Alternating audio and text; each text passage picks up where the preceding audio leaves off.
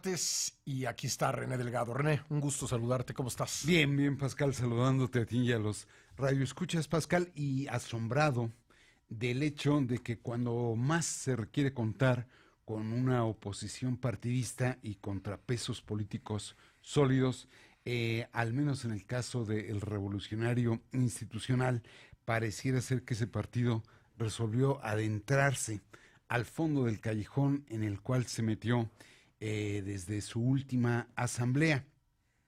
Y vale decir que se fue al fondo del callejón, Pascal, porque de error en error el PRI corre el peligro de convertirse en un partido satélite o, si se quiere, en una mera oposición testimonial, incapaz de recolocarse en la escena política prevaleciente, siendo que fue una fuerza que, más allá de filias y de fobias, realmente fue importante en el desarrollo no solo político, sino económico y, diría, social del siglo pasado.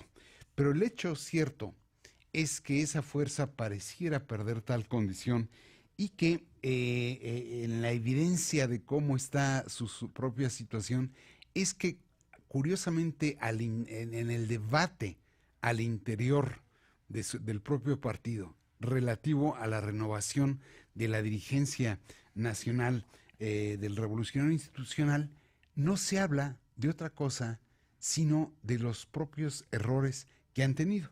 Es decir, nada había dicho qué pretende hacer el PRI, cómo se va a recuperar del revés electoral sufrido el año pasado, cuál es su postura de fondo ante la cuarta transformación. Nadie ha hablado de eso. ¿Cuáles son los temas que han dominado el debate del concurso por la dirección del partido? ¿Quiénes son los candidatos? Uno, ¿quiénes son los candidatos? Dos, ¿cuál es el método de selección? Sí. Luego se resolvieron por la elección interna, siendo que la elección interna, sea para elegir dirección o para elegir candidatos, siempre los ha fracturado. Siempre, ¿te acuerdas? Pues nos tocó a nosotros aquella elección para designar al candidato a gobernador en Colima Así es. en el 91, que fue un desastre, ¿no? Un desastre. Y el PRI no está hecho para eso. No. Y luego, después de haber tomado esa decisión de algo que nunca les resulta favorable, Sí. comenzaron a dudar ellos mismos de su propio padrón, y ese sigue siendo parte del tema de la discusión, pero no se ha, bueno, incluso se ha comenzado a hablar, y desde hace tiempo, de que pareciera ser que hay una alianza entre Enrique Peña Nieto y Andrés Manuel López Obrador, tanto así que Alito, el diminutivo con el cual señalan al candidato más, no iba a decir más fuerte, pero quizás el favorito, en vez de decirle Alito, le dicen AMLito. Y al punto en el que llegamos la semana pasada, no solo a la denuncia del proceso electoral, sino a la renuncia de uno de los principales candidatos a la dirección del PRI, como lo fue, y al propio partido, como lo fue José Narro Robles. De hecho, la salida de Narro Robles pone contra la pared no solo a la dirección actual del partido, encabezada por Claudia Ruiz Massieu y por Arturo Zamora, sino pone contra la pared a ese partido. Porque desde el momento en el que Narro dice que aún no empieza la campaña al interior del partido, pero ya se conoce el resultado de la contienda, realmente se puede dar por descontado que quien llegue va a carecer de la legitimidad que debería de proveerle el hecho de pasar por las urnas tricolores. Ahora, Pascal, yo creo que de esta situación el PRI la arrastra desde 2017, poco después de la elección en el Estado de México.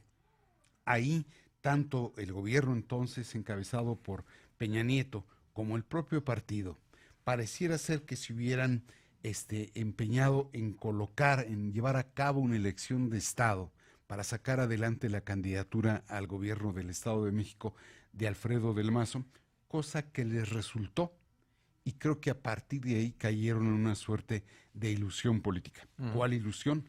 Aquella donde, sobre la base de poner detrás del candidato presidencial al propio gobierno, lograrían repetir en la presidencia de la República, pero no fue así. Pues sí, si lo habían logrado en el estado más poblado del país, se ilusionaron que les funcionaría. Que bastaba replicar el modelo. Sí. ¿Y qué pasó?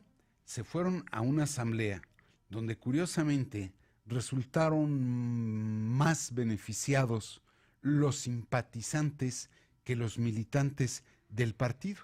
En cierta forma, el grupo hegemónico que controlaba al PRI, encabezado por Peña Nieto, le dio facilidades, para ya ponerlo con su nombre, a José Antonio Meade, que no tenía ni tiene militancia en el PRI, y quedaron de algún modo disminuidos los militantes que podrían pretender la candidatura presidencial.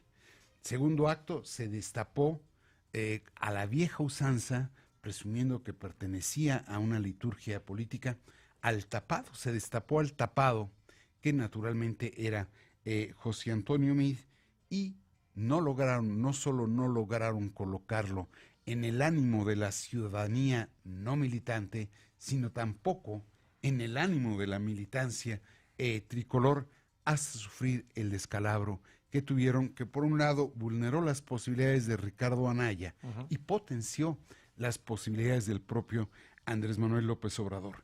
Y en ese sentido, Pascal, asombra que después del tramo recorrido durante los últimos 2 años, el PRI, en vez de salir del callejón, se meta al fondo de este. René, muchas gracias. A ti, Pascal. Gracias a René Delgado. Usted lo puede escuchar martes y jueves en este espacio.